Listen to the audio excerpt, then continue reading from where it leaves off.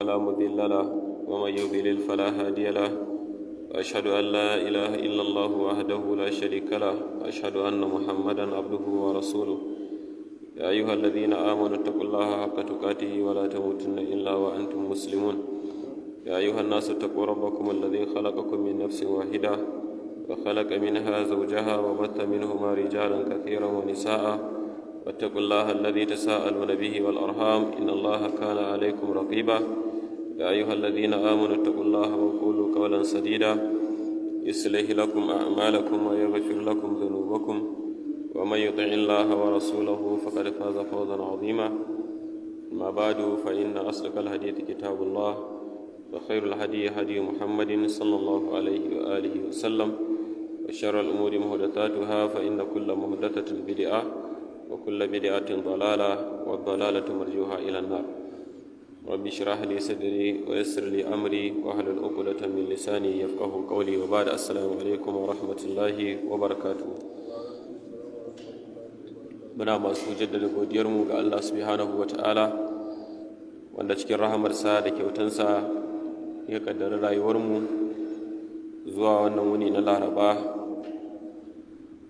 14 ga watan Zulqa'ida hijira shekara 1445 wanda ya daidai da 22 ga watan 5 shekara ta 2024 miladiya. Allah madaukakin sarki cikin amincewansa yau ma ya kaddari sake haɗuwanmu a cikin wannan masallaci mai albarka masjidin sahaba da ke cikin garin Gumau. Muna roƙon Allah madaukakin sarki ya ƙara albarka mu wannan gari. Allah ta'ala ya ƙara mana aminci da kariya, ƙara mana albarka cikin sana'o'inmu, ya ƙara ɗaukaka sunnan manzansa a cikin garin da sauran garuruwan musulmi baki ɗaya. Insha Allah kamar kowane mako yau ma ga mu ɗora karatunmu cikin littafin Tariqus Salihin ila Rabbil Alamin na babban malami Sheikh Dr. Wahid Abdulsalam Bali hafizahullahu ta'ala. Muna roƙon Allah madaukakin sarki ya yi mana jagora ya ba mu dacewa cikin abin da za mu karanta. Insha Allah darasinmu ne yau zai zamo shine darasi na 127 a cikin wannan littafi mai albarka na Tariqus Salihina. Kuma za mu yi karatu ne yau a shafi na 239 da mu tashi a fadlul islahi bainan nas, falalan kyautata tsakanin mutane, kenan yin sulhu da gyara abin da ya ɓaci a tsakaninsu. Gabanin shiga cikin karatu ɗin akwai kamar yadda muka yi albishir na cewa akwai bawan Allah da yake can wata duniyan da ma ba mu sani ba, yake bibiyan karatukan da muke gabatarwa, wanda ya sha'awan ya sanya gudumawansa wajen mallakan kyamara don ɗaukan wannan karatu, wanda a makon da ya ga wuce na ba da labarin cewa ya kira ni ya tabbatar min cewa ya sai kyamara kuma za a bayar a kawo. Cikin ikon Allah kuma wannan kyamara ta iso ranar Asabar. Mun kalle ta da yake akwai masana abin, muna ta kallo muna ganin abin da ɗan ƙarami ne, sai da aka zo ake tambayar masana sai suke faɗan kuɗin kyamaran he da ya kaɗa ƙwaƙwalwata. Alhamdulillah kyamara ta iso kuma insha Allah su masu aikin za su je su duba abinsu su ga yadda za su fara amfani da ita. Muna masa addu'a Allah maɗaukakin sarki ya saka masa da alkhairi, Allah ta'ala ya cika masa ladansa. Dan da muka binciki kudin irin wannan model na kyamara din sabuwanta ta kai miliyan 2,700. Daga abin ba na karamin kudi bane. Allah ya cika masa ladansa ya kuma sanya albarka wa dukiyarsa da sana'an da yake yi, ya albarkaci rayuwarsa. Allah kuma ya yawaita mana ire-irensu wanda suke da kokari wajen taimakon addinin Allah. Mu ma Allah ya ba mu iko wajen sanya hannun jarin ma irin waɗannan ayyuka. Aiki ne wanda yake mai matuƙar daraja idan Allah ta'ala ya ankarar da kai ka fahimta. Duk abin da aka ce maka addinin Allah ne za a yaɗa shi, in dai kana da yadda za ka yi ka isar ka sanya gudumawa ka saka, domin baka san inda zai tsaya ba. Abin yakan yi tafi ya yi nisan da kai in aka zo ana faɗa maka zai baka mamaki. In za abin da zai baku mamaki, kun san daga ina aka kawo kyamarar nan? Shi dai wanda ya siya yana Abuja, amma daga Katsina aka kawo ta. Katsina na abin da aka yi wabil aka bayar, daga Katsina ta zo Bauchi, daga Bauchi aka iso da ita nan. To duk abin da aka ce yada addini ne, to kai dai kai abin da za, in dai kana da dama ka saka tukuicinka, ka saka gudumawanka a ciki, za ka ga abin mamaki. Allah ya saka da alkhairi. Yanzu duk waɗanda suke taimakawa, yanzu akwai waɗanda su sun sa wa kansu duk mako sun saka data.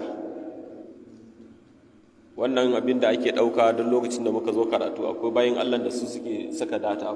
Datan ta fi ƙarfin ma iya karatun da ake ɗauka, har ma sai an yi waɗansu aikace-aikacen da ita. A hakan ba za ta ƙarewa, da haka datan ba ta ƙarewa, sai dai wata ta zo ta samu wata. Duk kaga waɗannan su ma suna yi ne don neman me? Don nan neman lada a wajen Allah maɗaukakin sarki, don dai a yi tarayya a cikin aikin. Wannan yana daga cikin ababen da kullum ne suke ƙara ban tsoro, kuma suke ƙara ƙarfafa mun gwiwa. Mutum ya ɗauki dukiyarsa ya riƙa bayarwa a cikin irin waɗannan ayyukan, kuma kai ya zamo ka zo baka taka tsantsan wajen isar da saƙon da za ka isar, to wannan cin amana ne, akwai cin amana a ciki.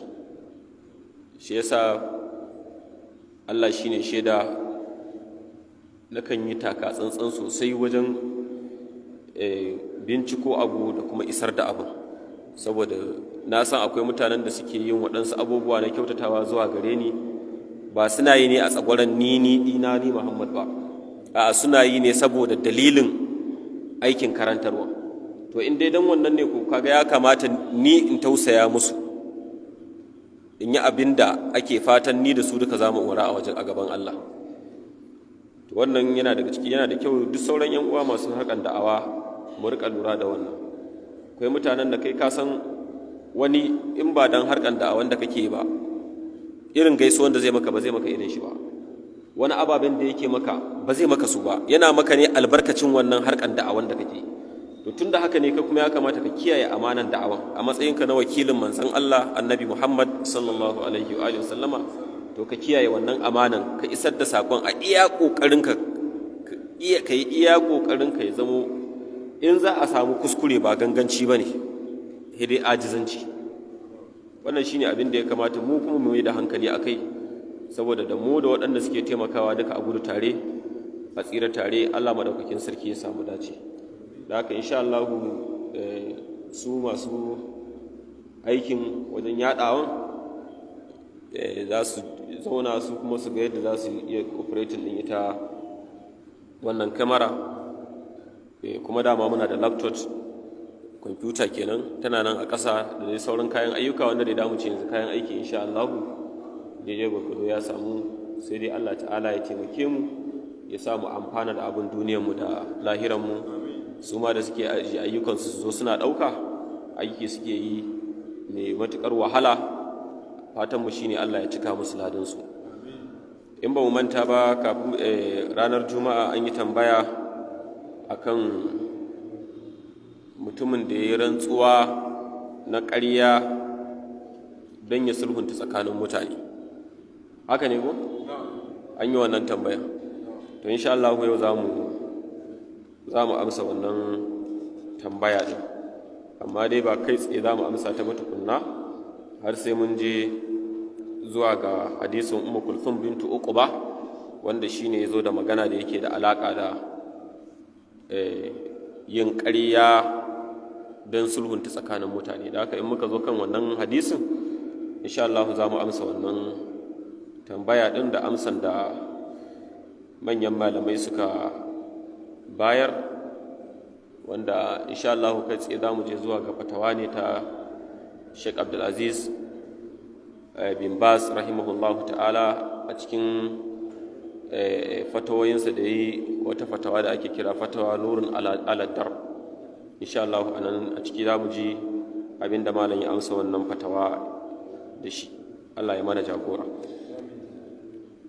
Malam ya ce fadlul islahi bainan nas, falalan sulhunta tsakanin mutane. Mutum biyu da Allah maɗaukakin sarki ya jefo jarabawa tsakaninsu suka samu rashin fahimtar juna, kyakkyawan alaƙansu ta lalace, to mutum ya zo ya gyara tsakaninsu, ko a ɓangarorin jama'a biyu ko garuruwa biyu ko ƙasashe biyu, ko ma dai me, inda aka ce har an samu ɓangare da wannan ɓangaren an samu rashin jituwa, an samu saɓani, to zuwa da mutum zai iya daidaita tsakanin waɗannan ɓangarori, ko ɗaiɗaikun mutane ne, ko ƙungiya ce ta mutane, ko gari ne, ko ƙasa ne, aiki ne wanda yake da falala.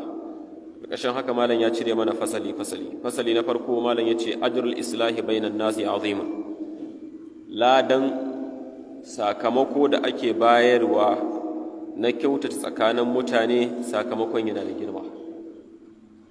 Ka daidaita tsakanin mutum biyu ko ɓangarori biyu ko ƙungiyoyi biyu ko ƙasashe biyu ko jihohi biyu ko gidaje biyu waɗanda ba su a shiri da juna, ka zo ka kyautata alaƙansu, ka sasanta su, ladansa yana da girma.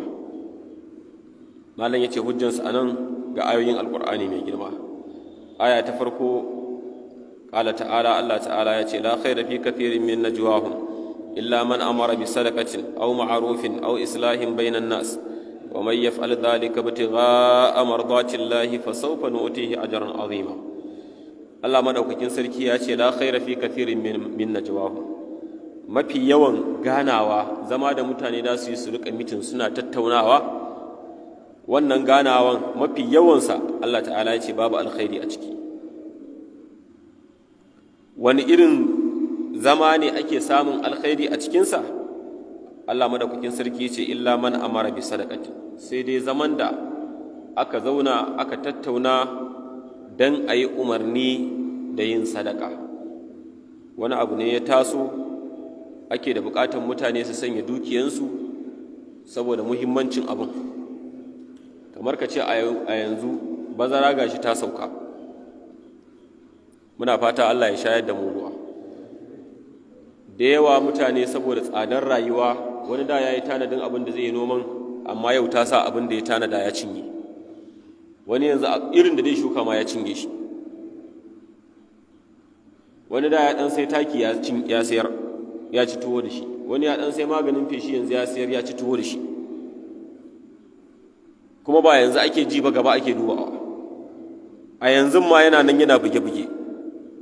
To me ake tunani in damuna ta shiga? In damunan kuma ta shiga bai samu abin da zai noman ba, me kake tunani zai biyo baya a shekaran da za a fuskanta? Ga tsadar rayuwa, duniya ta hautsi ne, kullum abin gaba-gaba yake yi. To a irin wannan lokacin mutane su zauna su tattauna, a bibiyi masu hannu da shuni, a bibiyi 'yan siyasa, a bibiyi masu riƙe da mukaman gwamnati, a jawo hankalinsu wajen samar da mafita wa talakawa yadda za a yi su samu su noma abin da za su ci. A tiraktoci ne wani zai ɗauki hayan, zai sai tirakta ko ya ɗauko haya, ya sa a zo anguwa a yi list ɗin mutanen da suke masu ƙaramin ƙarfi ba su da yadda za su yi su buɗe gonakinsu, ya ɗauki tirakta ya ce ya ɗauki hayan wuni 10 ya biya, a bibiyi waɗannan gonakin a musu aiki fi sabilillahi. Wani ya iya raba iri ko shinkafa ko wani abu mai kama da haka, ko da mudu 10 ne wa mutane su samu wanda za su shuka. Wani ya raba maganin feshi, wani ya raba sadakan taki. Duk waɗannan suna daga cikin ababe wanda suke ayyuka ne na sadaka, wanda duk wanda ka yi masa ba zai manta ba. Wata shekara wani bawan Allah ya taɓa ba da taki a hannuna, ya ce a nemi mabukata a basu. Cikin wanda aka basu takin akwai wanda ya samu buhu 2. Da ya samu buhu 2 bayan damuna ta fita da kaka, sai ya zo ya same ni ya ce min da Allah zo mu je nan, ya ce masa to mu tafi. Muna zuwa sai muka je sai nuna min gidansa, naga an yi sabon jinka na kwano. Sai ya ce min kaga wannan aikin, na ce masa ya ce ina ta lissafin hanyar da zan bi in je in nemi taimako a taimaka min in samu in yi jinkan wannan, domin da ciyawa ne kuma ya yoyo yake, hankali na a tashi. Ya ce to takin nan da ka bayan buhu biyun nan, ya ce su ne Allah ya sa wa albarka da na je na yi noma da shi. Ya ce to kaga ban nemi taimakon naira 5 a hannun wani magashi na yi jinkan ɗaki na sa kwano. Ya ce kuma yanzu haka ina da abin da jinci na shekara, in dai masara ne ba ni da matsalanta. To kaga wanda ya yi ba da wannan takin, Allah kaɗai ya san irin adadin ladan da ya samu na guduma wanda ya ba mu wannan na fita daga cikin kuncin da ya yi. To daga cikin gana wanda mutane za su yi ya zamo akwai alkhairi a ciki, ba su fita daga ganawa na rashin alkhairi ba, shine gana wanda za a tattauna yaya za a yi umarni da yin sadaka a lokacin da mutane suke da wata damuwa da wata bukata. To a gaya za a yi a samar musu da mafita, masu hali su ba da sadaka a taimaki mutane. Lokacin sanyi ne sai a sayo kayan sanyi, a bi gidajen marayu, dattawa da ba su da 'ya'yan da za su ɗauki nauyinsu da sauransu, a ɗan bibbi su da farko, yara marayu a bi su da kayan sanyi. Umarni ne da sadaka a lokacin da aka yi tsananin abinci, ga tsadan abinci ga shi kuma babu shi a wadace, musamman irin tsakiyar damuna ɗin. Yanzu wannan yana daga cikin abin da ya sa mutane a yankin nan ba za su taɓa mantawa da Alhaji na iya ba, Allah ya gafarta masa, saboda a irin wannan lokacin yake bin mutane, ake bi anguwa gida ana rabawa mutane masara. Wannan abin da yake yi wa mutane ba za su taɓa mantawa da shi ba, saboda ana ba da abin lokacin da mutane suke da tsananin bukatansa. A irin lokacin da aka iya fitowa kasuwa kana neman masaran da kuɗinka ka rasa, da kuɗinka ga kuɗin ka samu, amma sai ka zo masaran ma babu. Sai ka je gida sai ka ce an ce maka ga rabin buhu an kawo maka, an ba ku buhu kai da makwabcinka. Wani gidan a ba da buhu gwargwadon yanayin yawan iyalanka, dan ma wakilan da yake dora suna ha'inci, in suna jin haushin wani sun san gidansa gidan iyali ne da yawa, ya kamata a bashi buhu, sai su bashi rabi. Wani kuma bai da iyalai da yawa sai su bashi buhu. Dan ma akwai irin wannan da wasu suke daga cikin jami'an da yake dora su, amma shi tsarinsa shine mai yawan iyali a bashi buhu, mai iyalai kaɗan a bashi rabi, kuma bai yadda a tsallake gidan kowa ba. To duk irin waɗannan ayyukan suna da matuƙar muhimmanci mu yi koyi da su. Yanzu lahiya muke fuskanta, kuma wunin idi so ake mutane su wuni cikin farin ciki. Ba a son ana hidiman idi, biki ne wanda a shekara irinsa sau biyu ne, kuma a ce wani a wannan wunin ma yana fama da baƙin ciki, kuma baƙin cikin wai saboda rashi da talauci. Ya zama mutane a ranar a rasa waye talaka waye mai kuɗi inda ta fuskan farin ciki ne. Ranar jajibere ka yanka shanu ka yi sadaka da naman, ranar idi ka yanka ragunanka da shanu ka rabar da naman wa mutane. Kowa dai ya zama duk gidan da kowane gida dai ya zama ba su rasa ɗan abin da za su taɓa ba a anguwan da kake. In kai a anguwanka da ka yi wannan, wancan anguwan shi zai yi, waɗancan su ma anguwansu da su yi. Ba wani gidan da za a gagara samun ɗan naman da za a soya ko a dafa ma yara su ci, da za a ce har sai sun fita suna hangin gidajen waɗansu. To duk waɗannan yana daga cikin abubuwan da suke da matuƙar muhimmanci. Inda marayu suke a yi musu lahiya da ba musu, dattawa da ba su da 'ya'ya da su iya ɗaukan ɗawainiyarsu a musu, wanda suke fama da jinya, mai ƙoƙari ne amma Allah ya jarabce shi da jinya yanzu ba zai iya ba, kar a sa shi kuka yana fama da wahalan jinya, yana kuka da takaicin duk shekara iyalansa da su samu abin da za su ci na ɗan dafa nama a ci, amma yau gashi yana kwance a ɗaki ba ta naman ake ba, ɗan abin da za a dafa na tuwo ko shinkafa ma ranar sallan babu, saboda ba shi da lafiya. To daga cikin zama da Allah madaukakin sarki ya ambaci cewa ana samun alkhairi a ciki shine zaman da aka yi umarni da sadaka au ma'arufin ko wani abu wanda yake mai kyau, ya zamo zama ne wanda ake tattauna yadda za a yi umarni da kyakkyawa da hani da mummuna cikin al'umma. An fahimci yanzu da yawa matasa da yara ba karatun alabu ba na boko, sun tattaru sun koma neman kuɗi. To ya za a yi a fitar da wani tsari, in ma doka ne a yi doka, a sa lokacin da aka yadda a ga mutum ya tafi jeji mining, lokaci kaza ya kamata yara suna makaranta. A yi wani tsari, su masu gidajen nasu waɗanda suke da jarin da za su je su toni ƙasa su ɗebi leburori su wanke, su tabbatar da leburorinsu, in ma suna son abu na ana aiki ne, akwai waɗanda suke zuwa makarantar safa, akwai na yamma, waɗannan sun taso waɗannan da su da duk wani hanya da za a fitar da wani tsari da zai zama har wannan abin da ake gani bai hana yara karatu na addini da na zamani ba. Wannan yana daga cikin abu wanda yake ma'arufin, wanda ana so mutane su rika tattaunawa a kai. Al'amarin tsaro ya taɓarɓare wa mutane, a zauna a tattauna ya za a samar da mutane da harkar tsaro. Yana daga cikin ma'arufin zaman da Allah ya yarda a yi shi. An fahimci harkan kasuwanci ya taɓarɓare a gari, ya za a yi a fita a yi tattauna a samar da mafita. Harkan kaza lalacewan tarbiyyar yara, shaye-shaye ya yi yawa, ya za a yi samar da mafita, a dakatar da harkan shaye-shaye, a katse shigowar kayan mayan, balle ma har a gani a saya.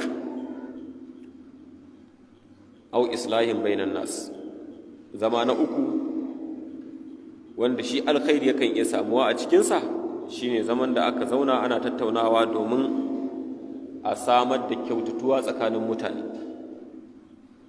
Waɗansu da suke fama da gaba ko ƙiyayya ko wani abu makamancin haka, ya za a yi a cire wannan abin tsakaninsu, a zauna a tattauna, a ba su shawari, a ba mu wanda za a ba wa haƙuri, a rarrashi wanda za a rarrasa, a danna wanda za a danna, a yi kaza a dai a samu kyautatuwa tsakaninsu. To waɗannan nau'ikan zama guda uku su ne wanda Allah maɗaukakin sarki ya ambace su cewa su kan akwai alkhairi. Amma duk zaman da ba waɗannan ba umarni da sadaka ba tattauna wani abu mai kyau ba sulhu tsakanin mutane ba, to la khaira fiki, to wannan zaman kalla ma ka samu alkhairi a cikinsa. Mafi yawa zama ne wanda babu alkhairi a ciki. Wa man yaf'al dhalika ibtigha'a mardatillah, duk wanda ya aikata haka dan neman yardan Allah, kenan zama ko dan umarni da sadaka ko wani abu mai kyau ko sulhunta tsakanin mutane, in mutum yayi ɗaya daga cikin waɗannan zaman dan neman yardan Allah, Allah ya ce fa sawfa nu'tihi ajran azima, wannan za mu bashi lada wadda shi mai girma. Shi yasa duk lokacin da aka ce ana so a tattauna dan a ciyar da a yi wani aiki da dukiya, to in ka samu dama karka yadda ka arsa ka a wajen, a zo a tattauna tare da kai, ko baka da abin bayarwa, tattaunawa a tsara yadda za a yi, za ka samu lada. Duk lokacin da ake so a tattauna don a samar da wata maslaha ko gusar da wata barna cikin al'umma, in dai aka gayyace ka, to karka yi asaran wannan dama, ka je a tattauna da kai, za ka samu alkhairi. Duk lokacin da aka gayyace ka sulhu, ko kaga kafan da ya kamata ka shiga cikin wata magana kai sulhunta, ka je ka yi, za ka samu lada wanda yake mai girma kamar da Allah madaukakin sarki ya ce. Amma fa in da ka yi don Allah, umarni da sadaka ka yi don Allah, tattauna abu wanda yake mai kyau ka yi don Allah, sulhu tsakanin mutane ka yi don Allah. Kar ka yi duk waɗannan abubuwan, ba a yin su don neman yardan wani, ba a yin su don neman shuhura, ko don a yabe ka, ko don ka samu goya baya, ko don ka yi kaza. In da ka yi waɗannan ayyuka duka, ka yi su don neman yardan Allah. Yin sa don neman yardan Allah, to Allah madaukakin sarki zai baka lada wanda shi mai girma. Allah ta'ala ya taimake mu. Aya ta gaba, qala ta'ala, Allah madaukakin sarki ya ce fattaqullaha wa aslihu dhata bainakum wa ati'u Allah wa rasulahu in kuntum mu'minin. Allah madaukakin sarki ya ce fattaqullah, ku ji tsoron Allah, bi ma'ana ku kiyaye dokokinsa, wa aslihu dhata bainakum, sannan ku yi sulhu a tsakaninku, ku sulhunta abin da ke tsakaninku na rashin jituwa. wa atiullaha ku yi wa Allah ta'a wa rasulahu ku yi wa manzansa da'a in kuntum mu'minina in har kun kasance ku nan masu imani ne. Allah da manzansa sun yi umarni da yin sulhu tsakanin mutane, to in dai da gaske ku masu imani ne na gaskiya, to ku yi da'a wa Allah da manzansa, kenan ku amsa kiransu, ku zamo masu sulhunta abin da ya ɓaci a tsakaninku. Allah ta'ala ya ba mu ikon yi masa da'a cikin abin da ya umarce mu da shi. Aya ta gaba, Allah madaukakin sarki ya ce, innamal mu'minuna ikhwatun fa aslihu bayna akhawaykum wattaqullaha la'allakum turhamun. Allah madaukakin sarki ya ce innama, wannan harafi na innama adatu hasrin ne wa taukidin. Iyaka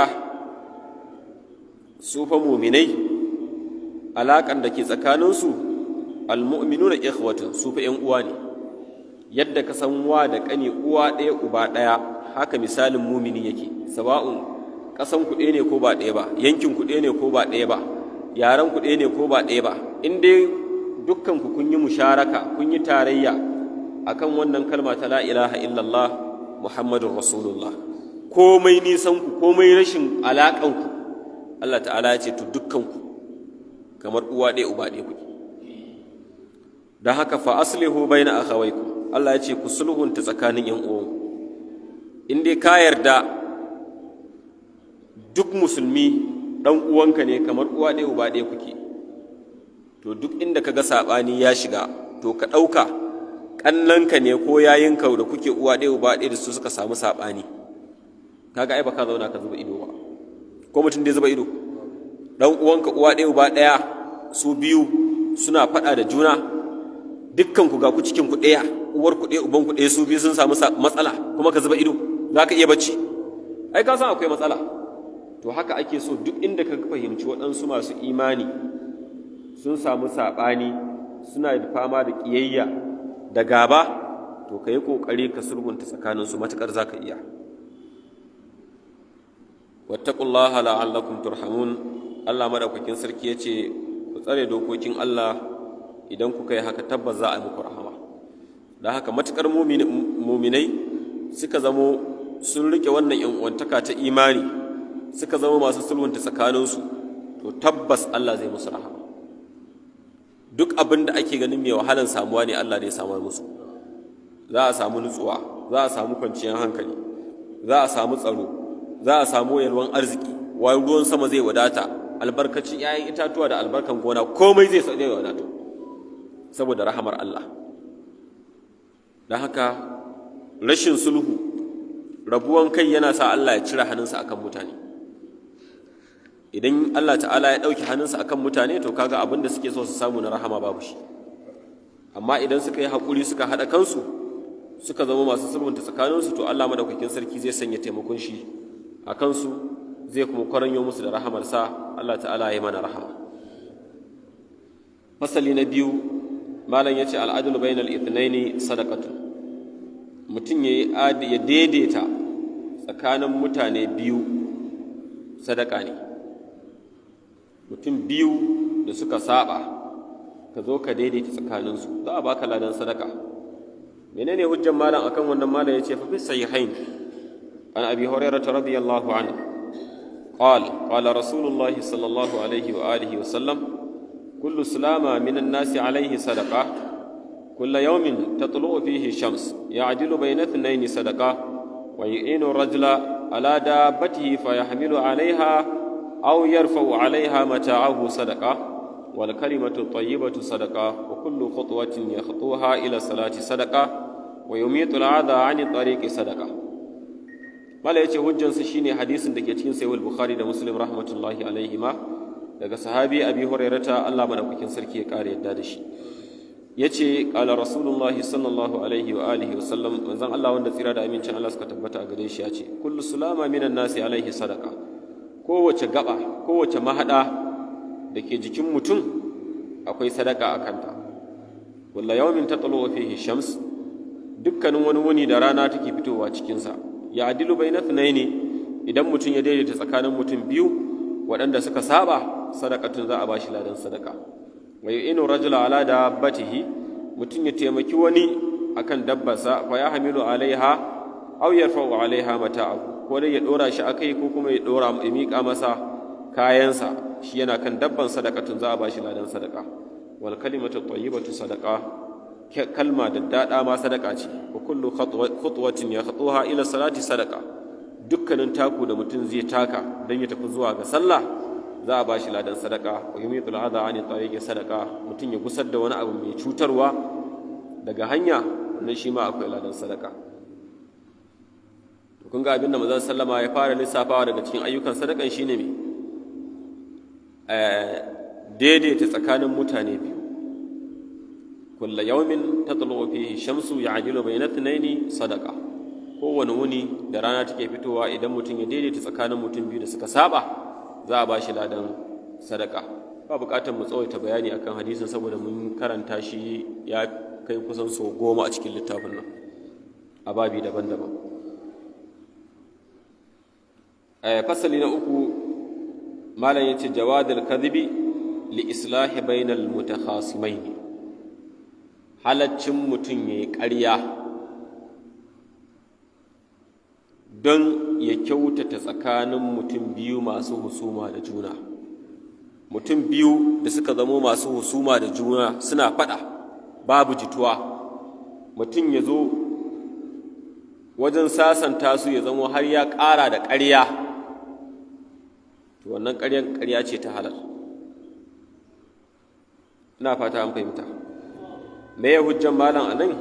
Malam ya ce fa fi sahihaini an ummu kulthumin binta uqba annaha sami'at rasulullahi sallallahu alaihi wa alihi wasallama yaqulu laysa al-kadhabu alladhi yuslihu bayna an-nasi fayanmi khairan aw yaqulu khaira. Manzon Allah sallallahu alaihi wa alihi wasallama cikin wannan hadisi wanda yake cikin sahih al-bukhari da muslim rahmatullahi alaihima, daga wannan sahabiya ummu kulthumin bint uqba ibn abi mu'ayti radiyallahu annaha sami'at rasulullahi sallallahu alaihi wa sallama yaqulu, ita din ta ji manzon Allah sallallahu alaihi wasallama da kunnanta ta ji shi yana faɗin cewa laysal kadhabu, ba makaryaci bane shi, wa manzon Allah ya ce alladhi yuslihu bainan nasi, mutumin da yake yin sulhu tsakanin mutane. Fayanmi khairan aw yaqulu khaira, ya zamo ya isar da alkhairi ko kuma ya faɗi alkhairi. Abin da ya isar na alkhairi ko ya faɗa na alkhairi kenan, wanda zai kawo sulhu tsakanin mutane ko da ƙarya ne, to wannan ƙaryan ba a kiranta da suna ƙarya. To kamar yadda na faɗa mana,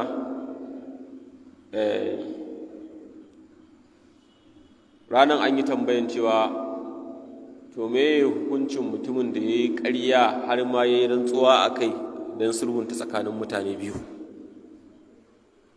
Na ce a yi haƙuri sai yau za mu amsa ta. Haka ne? To ga wannan fatawa ɗin ta Sheikh Abdulaziz bin Baz rahmatullahi alaihi, wanda da shi yake rike da shugaba na malamai masu fatawa ta ƙasar Saudiya, ya rike shugaban majalisar koli ta malaman ƙasar Saudiya gaba ɗaya kafin ya bar duniya. Hatta Usaimin da zamu ji ana yawan kawo sunansa a littattafai daban-daban da matsaloli na fatawoyi, ya yi karatu a wajen Sheikh bin Baz. Sheikh bin Baz malamin fiqhu ne ko malamin aqida ne na sosai. Allah madaukakin sarki ya masa rahama. Akwai wani shiri da ake yi, wani fili da ake masa fatawoyi, fatawa nurun ala darb. An masa irin wannan tambaya kuma ya amsa ta kamar haka. Tambaya aka yi masa tambaya, aka ce ma hukumu man halafa yaminan wa huwa muslihun bayna tarfaini wa nakatha fihima. Menene hukuncin mutumin da ya rantsuwa da wata rantsuwa don ya sulhunta tsakanin mutane guda biyu? To malam ya jero bayanai da yawa kuma abinda za mu mai da hankali a kai shi ne matsala ta yin rantsuwa ɗin.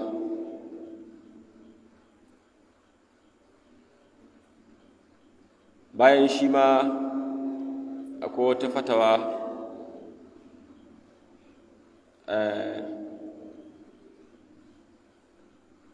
fatawal islamiyya, su ma an musu wannan fatawa ɗin, hukuncin mutumin da ya rantsuwa akan ƙarya don ya sulhunta tsakanin mutane biyu. Malam ya ce alhamdulillah, haza mujmal wa yufassiru ala hasbi ma tatamiruhu al-ibara. Idza qala wallahi la af'alanna kaza aw wallahi لأوئينكم على كذا وكذا أو والله إنه ما فعل كذا وما فعل كذا بطريق الإصلاح، وهو إذا حلف بقصد الإصلاح حلفا لا يضر أحدا فلا حرج عليه في ذلك. عليه wannan abu ne wanda yake ya tattaro, kuma ana dunkulallen magana ce cewa mutum ya yi rantsuwa a kan ƙarya don sulhunta tsakanin mutane. Ya ce abu ne dunkulalle, amma ana fassara shi ne a bisa gwargwadon abin da zancen ya zo aka yi har aka gaya rantsuwa da yadda rantsuwan take. Ya ce idan mutum ya ce ya yi rantsuwa da Allah, ya ce wallahi zan aikata kaza, kenan lokacin da yake sulhunta tsakanin mutane biyu ɗin sai ya yi rantsuwa don dai a daidaita, ya ce wallahi zan yi kaza don ya rarrashi wani ɓangare, ko kuma wallahi zan taimake ku akan kaza,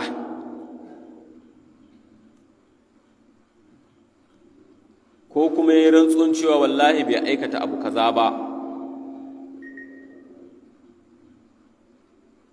da makamancin wannan, amma ya yi waɗannan rantsuwa ne don ya sulhunta tsakanin ɓangarori guda biyu. Malam ya ce ta fahuwa idan halafa bi qasdil islahi halafan la yadurru ahadan fala haraja alaihi fi zalika. Idan har ya zamo yayi wannan rantsuwa ne da manufan sulhu, kuma a cikin rantsuwan nan nashi da sulhun nan da yayi ba za a cutar da wani ba, to ba laifi a kansa cikin hakan da yayi. Kamar me? Kamar mutum ya ce wallahi inna fulanan qala fika kaza, an samu sabani tsakanin wani da wani, da ka zo sulhuntawa sai ka fahimci in ba ka ce wancan yana yaban wannan yana faɗin wasu alkhairansa ba zai fahimce ka ba, sai ka ce masa ai wani yana nan yana faɗin alkhairanka,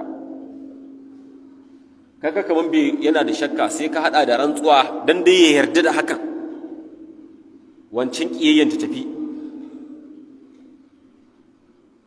Ko kuma mai yiwa kowa ɓangarori ne guda biyu, kowa yana da mabiyansa, aka samu wannan, sai ka ce wallahi inna jama'ata fulanan athnau alaika, ai mabiyan wani suna ba ƙaramin yabanka suke yi ba, wa yashkurunaka, suna yawan godiya akan alkhairanka, wa yaquluna innahu sahibuna, har ma suna cewa ai kai da su duk abu ɗaya ne. Liyusliha bainahum, mutum yayi wannan dan yayi sulhu tsakanin bangarori biyun nan. To irin wannan rantsuwan idan mutum yayi babu laifi a kan shi, gashi ƙarya ne, gashi kuma mutum yayi me, ya ƙara da rantsuwa, saboda cikin abun babu cutarwa ga wani. Amma inda akwai cutarwa ga wani ɓangare to bai halatta ba. Ina fata an fahimta, domin ƙa'ida ne ta addinin musulunci, la zarara wala dirara, ba cuta ba cutarwa. Wannan ƙa'idan da kuke jinta a duk wata mu'amala da za a yi ta duniya, idan har za a cutar da wani ɓangare, to da wannan ƙa'idan wannan mu'amalan ta zama lalatacciya. Tana daga cikin ababen da ake auna matsaloli na mu'amala a musulunci ila qiyamis sa'a, duk harkan da za a yi in dai wani bangare zai cutu to ba ya baka fatawa ba, wannan abin haramun ne, musulunci bai yarda da shi ba. Ka'ida ce ta musulunci kawai, la darara wala dirara, ba cuta ba cutarwa. Da ita ne zaka ga da yawa waɗansu harkoki ana rushe su, sai ka ga abin kaman taimako ne, a kaman ba matsala, amma ya kaji musulunci ya ce maka bai yarda da shi ba, saboda cikinsa za a samu cutuwa, cikin shi za a samu cutuwa. Malai ce amma idza qala wallahi la azurannakum aw la usa'idannakum ala muhimmatin idza istalahatum wa idza taraktum hadha ash-shiqaq fa innahu alayhi an yuwaffiya lahum bi hadha ash-shay. Malai ce amma idan mutum mai sulhu ya zo yi rantsuwa ya ce wallahi zan rika ziyartar ku ko wallahi zan rika taimakon ku akan duk abin da ya taso muku, idan har kuka yadda sulhun nan, kuka karɓi sulhun nan da na muku, kuka rabu da saɓanin da ke tsakaninku, to na muku alƙawarin ziyara da taimakon ku akan abubuwan duk abin da ya taso muku.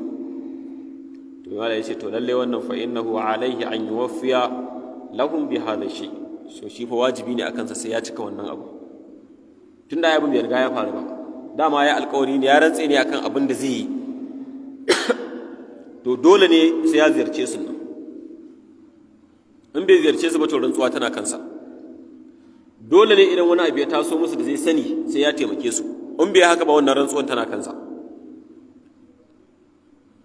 Me dalili ma da yace li anna alwa'da lahu sha'an, domin shi alƙawari shi ma yana da sha'aninsa daban, sulhu yana da nashi, alƙawari ma da nashi, kuma alƙawari Allah ta'ala ya ce wa aufu bil ahad innal ahada kana mas'ula.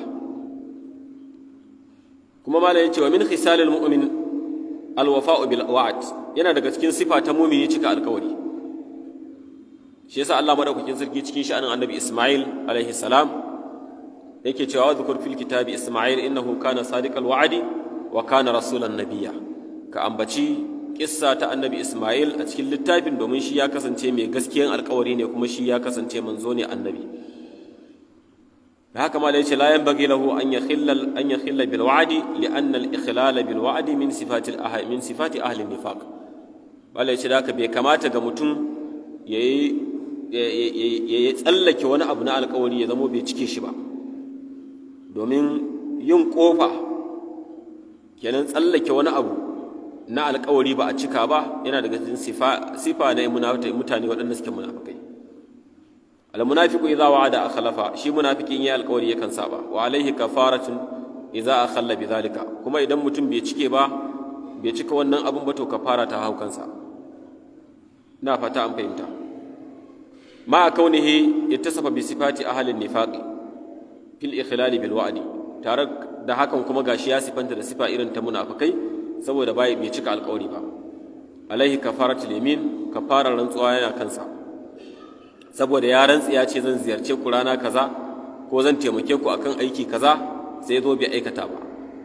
Da haka da wannan ya zamo ya samu wani aibu na saba alƙawari, kuma da wannan dai zamo shi mai laifi ne. Wa qad ya'thimu inda man qala bi wujubil wafa'i li zahiril adilla. Da haka shi mai laifi ne musamman a fahimtar malaman da dama suka ce a cika alƙawari wajibi ne, saboda abin da zahirin nasi ya tabbatar kenan.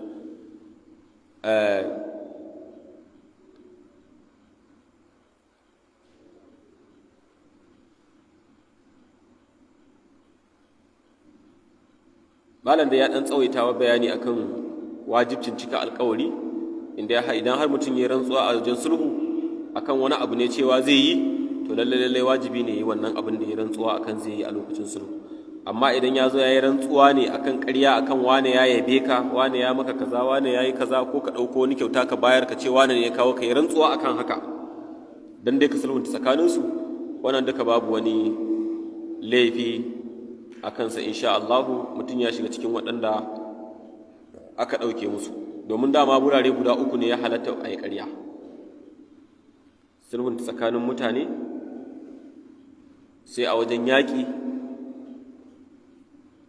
zo ka samu maƙiya da su gwabza da musulmi, ka zo ka samu makiya ka ce musu ni na gan ku ‘yan kaɗan ne, dama iya inda kuka fito kenan, ai mun shirya yau da yau abin ba za ta yi kyau ba. Domin rundunar da na gani na musulmi ni dai ban iya ganin ƙarshen su ba. Sun haɗo kaza ka zo ka musu ƙarya, ka karya musu jiki, to wannan ƙaryan shi ma yana daga cikin ƙaryan da ya halatta a yi shi. Sai kuma tsakanin ma'aurata, shi ma nan yana halatta mutum ya yi ƙarya don ya zauna lafiya da matarsa, ita ma ya halatta ta masa ƙarya don ta zauna lafiya da mijinta, amma ƙaryan da babu tauya haƙƙi, babu cutar da wani. Ina fata an fahimta, kuma ina fata mai tambayan ya gamsu da ya samu amsar da ta gamsar da shi akan menene matsayin rantsuwa, mutum ya yi rantsuwa akan ƙarya don sulhunta tsakanin mutane. Idan alkawari ne na yin wani abu, to sai mutum ya cika wannan alkawarin. Idan rantsuwan akwai cutar da wani ɓangare a cikin wannan ƙaryan, bai halatta ba. Amma in babu cutar da wani ɓangare, to wannan dan mutum ya yi ƙarya, wannan ƙaryan tashi bata hadda rantsuwan da ya yi bai zama masa laifi ba, a bisa ga ta wanda malamai suka bayar, wallahu ta'ala a'lam.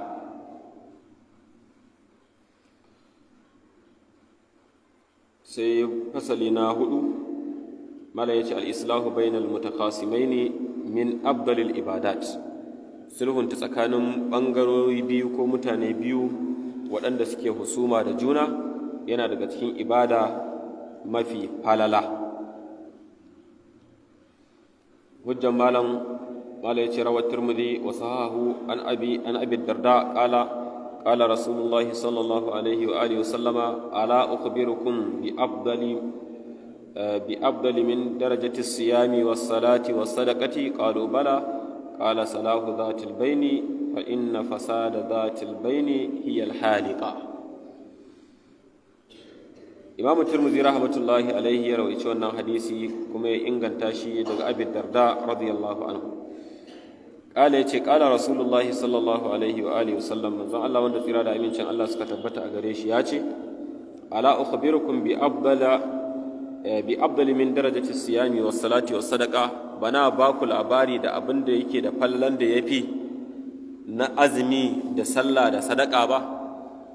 Wa ga wani aiki da zan ba ku labarin sa, in kuka aikata ladan da za ku samu ya fi na mutumin da ya azumin tadawwi ko sallan tadawwi ko sadakan tadawwi. Qalu bala, sahabbai suka ce muna so ya ma'aikin Allah, ba mu sha. Kala sai ya ce to salahu batil baini, shine sulhun ta tsakanin mutane biyu ko bangarori biyu waɗanda suke da sabani tsakaninsu. Sai ya ce ku domin ku sani fa inna fasada zatil baini, domin lallai bata tsakanin bangarori biyu hiyal halika, wannan ita ce abin da take sharewa mutum alkhairinsa tas, yadda ka san da ka je gaban wanzami ya sa zabira ya aske ma gashin kayi tal, to haka bata tsakanin mutane yake kwashi alkhairin mutum. Shi yasa ba a banza ba Allah ta'ala ya magana akan annamimi, saboda annamimi aikin sa kenan bata tsakanin mutane. Manzo sallama ya saki karfafawa cikin hadisi, annamimanci ba karamin musiba bane. Duk yadda kake tunanin girman laifin annamimanci ya wuce nan, to daga cikin hatsarinsa shine yana kwashe wa mutum ayyukan alkhairinsa duka. Fa inna fasada zatil baini hiya alhalika, lallai ɓata tsakanin mutane to wannan aiki ne da yake aske ayyukan alkhairin mutum duka, ba zai bar maka ma'aruf ko ƙwaya ɗaya ba.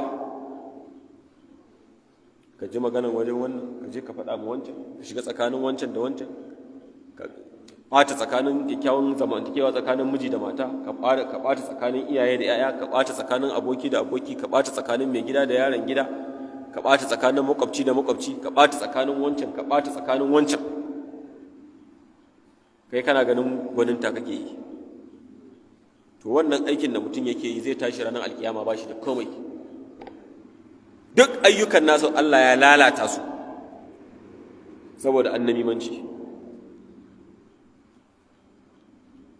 Shi yasa Allah ya ce fala tuti kullu hallafin mahinun hammazin masha'in binami, yawo da annamimanci. Ga mutane kuma da san annamimanci, wani kana so ka burge shi ka kawo masa wani mummunan labari, wane ya mai kaza a kansa, shi abinda kullum yake jira kenan, sai ya kulle shi. Har ma kana so ka zama makusantan shi a fadansa, to ka zama mai annamimanci, kullum ka rika kawo masa miyagun magana. To duk shekara zakka bara a tsallake ka ba. Akwai wanda duk in ka ji ya ba mu wani katon zakka to munafiki ne, amma duk yadda kuke da shi ba zai taɓa maka taimako ba. Amma har ka zama mai annamimanci, mai ɗauko masa gulma kana kawo masa, to da ka rika samun kyaututtuka kenan a hannunsa akai. Da haka kafin ka zama na gaban goshinsa sai ka zama cikakken ɗan annamimi wanda ya rasa alkhairi, sai ka rusa ayyukanka duka, ka ɓata ladan sallah, ka ɓata ladan azumi, ka ɓata na zumunta, ka ɓata na komai, kafin sai ka samu shiga a wajensa. Duk sati zai baka kudin cefa ne, inda ya kyautar da kaya ya dai ɗiba maka, inda ya rabon shinkafa a haɗa da kai, inda ya zakka ya haɗa da kai, iyakan abin da zai maka kenan, kai kuma ka rasa lahira. So annabimanci mummunan abu ne. Duk mutumin da zai rika zuwa yana faɗa maka maganganu marasa daɗi da ake faɗa a kanka, to ka kiyaye shi. In baka kiyaye shi ba, to da ku yi bi babu kai da shi. Shi kan ya riga ya asaran nashi dama, yanzu kai ne yake so kai ma ka zama dan uwansa. Da haka duk wanda ya zo maka da irin wannan sai ka taka masa burki,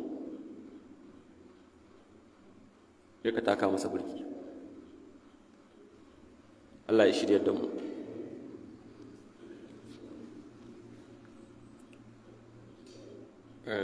Bari mu karasa fasalin guda ɗaya, tunda fasali ɗaya ne, hadisi ɗaya ne kuma a ciki.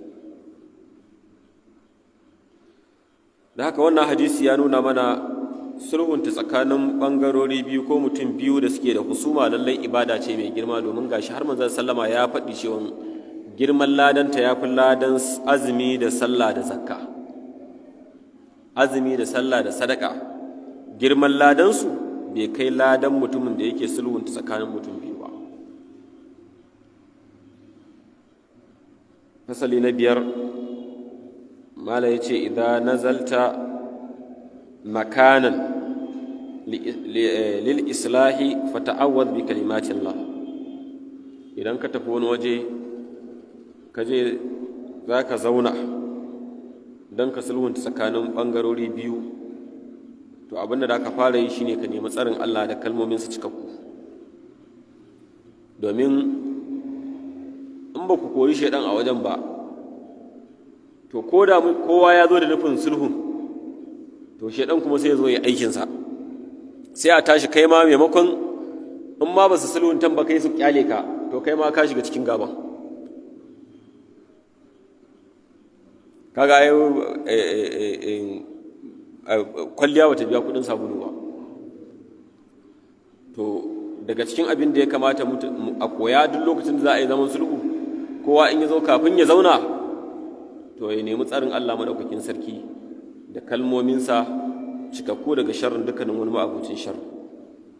Dalilin malam ya ce saboda hadisi wanda rawa Muslim an Khawlat bint Hakim as-Sulamiyya taqulu sami'tu Rasulullahi sallallahu alaihi wa alihi wasallama yaqulu man nazala manzilan thumma qala a'udhu bi kalimati Allahi tammati min sharri ma khalaq lam yadurruhu shay'un hatta yartahila min manzilihi dhalika. Hadisin da Imam Muslim ya rawaito daga Khawla bint Hakim as-Sulamiyya radiyallahu anha, tace sami'tu Rasulullahi sallallahu alaihi wa alihi wasallam, naji manzon Allah wanda tsaya da min Allah suka tabbata a gare shi, ya qulu yana faɗin cewa man nazala manzilan, duk mutumin da ya sauka a wani masauki, sun maƙala yana isa wannan masaukin sai ya ce a'udhu bi kalimatillahi tammat, ina neman tsarin Allah maɗaukakin sarki da kalmominsa cikakku min sharri ma khalaqa, ya kare ni daga sharrin abin da ya halitta. Lam yadurruhu shay'un, ba wani abin da zai cutar da shi a wannan wajen hatta yartahila min manzilihi zalika, har sai ya bar wannan wajen yana cikin wannan kariya din. Da haka wannan neman tsari tana da matukar muhimmanci a duk inda kake. Ka yi tafiya ka kama ɗaki a hotel, kar ka je kawai ka fada a rabu da wannan kyale-kyalen da ke ciki, akwai dauɗan ɓoye, rabu da security da aka tanadar, akwai masu kawo farmaki na ɓoye wanda jami'an tsaron da suke waje ba za su iya koransu ba. Da haka kana zuwa ka karɓi ɗaki, aka baka katin ɗakin da ki, kana zuwa kana buɗe ƙofar ɗakin da aka shiga, ka yi a'udhu bi kalimatillahi tammati min sharri ma khalaq, ka yi sallama ka shiga, insha Allah har ka gama zaman ka a ɗakin ba abin da zai same ka. Kana tafiya ka gaji kana so ka ɗan huta a inuwa, kana zuwa da ka zauna a'udhu bi kalimatillahi tammati min sharri ma khalaq. Kai har shagonka, har ofis ɗinka, har kujerar matanka, har na falanka, duk inda ka zo da ka zauna ka faɗa a'udhu bi kalimatillahi tammati min sharri ma khalaq. Duk inda ka je za ka zauna, sabon gida ka mallaka ka yi haka, gidan haya ne za ka shiga ka faɗi, duk inda ka je za ka zauna ka faɗi wannan. To balle kuma wannan dama shedan ne ya riga ya shiga cikin zuciyan wannan ya shiga na wannan, a tare da su yake, kuma yanzu ana so a kore shi. To in ba wajen zaman ba kowa bai karanta wannan ba, musamman kai da ka zo sulhu, to kai ma sai ka shiga kai son zuciya, ko kuma wani ya faɗa maka bakar magana a cikin kokarin yin sulhun, kai ma ka hau, da kuma abin ya ta hautsi ne duka, kai ma daga can a zo ana rike ka, kai ma kana ta ashar. Amma in aka zo aka nemi tsarin Allah madaukakin sarki, to insha Allah sai kaga an zauna an yi sulhun, an tashi lafiya, ko da ba a daidaita ba dai, ba za kuma a tashi da wani ƙarin saɓanin ba. Amma in babu wannan, to maimakon abin ya ragu sai zama kama an ƙara wa wuta fetur. Allah ta'ala ya kare mu. Insha Allah ina ganin kuma da anan ya kamata mu dasa aya.